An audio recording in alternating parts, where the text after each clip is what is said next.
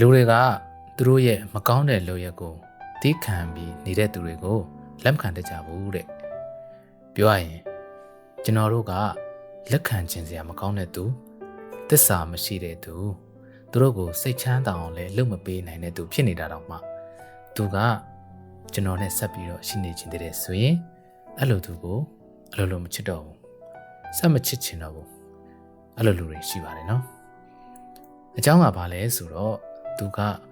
ကိုယ့်ရဲ့အဆိုးဆုံးတွေကိုလက်ခံနေနိုင်တယ်ဆိုတာပဲပြီးတော့ကျွန်တော်တို့ရဲ့အဆိုးဆုံးတွေကိုကိုချစ်တဲ့သူစီမှာမရှိစေချင်ကြတာပါအကောင်းဆုံးတွေပဲပေးချင်ကြတာမျိုးကိုချစ်သူမိမကိုရိုက်နှက်နေတာမျိုးတွေကြိမ်ဆဲနေတာမျိုးတွေမလုပ်ချင်ဘူးလေကိုဆိုးတာတွေဖောက်ပြန်တာတွေနဲ့အမြဲတမ်းတစ်ဖက်ဆောင်းနှင်းကြီးနဲ့သူ့ဘောမကောင်းခဲ့တာတွေတနေ့တစ်ပုံးနဲ့ရှေ့မဆက်ချင်ပါဘူးအဲ့တော့သူကအဲ့ဒါကိုလက်ခံလိုက်တဲ့အခါဒီနှစ်ဦးကြားမှာအစိတ်ပိုင်းလေးတစ်ခုဖြစ်လာတာကိုဘာလို့လက်ခံနေရတာလဲပေါ့ဒီတော့ကျွန်တော်တို့လက်မခံနိုင်စရာတွေကိုလက်ခံလိုက်တဲ့အခါတဦးနဲ့တဦးကြားဒီပတ်သက်မှုတွေကိုပိုများလာရအောင်ဖန်တီးရမယ်အစား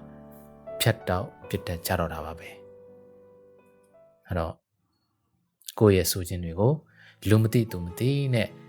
ပြေဖုံးကားချခဲ့ပြီးတော့နောက်ထပ်ချစ်ရတဲ့သူနဲ့ကြာရင်အတန်ရှင်းဆုံးတော့ရင်းကျက်တော့အချစ်တွေနဲ့ပဲအဆုံးသက်ခြင်းကြတော့တာပါပဲတဲ့ဗျာIt's a joyous day, even tears seem shy.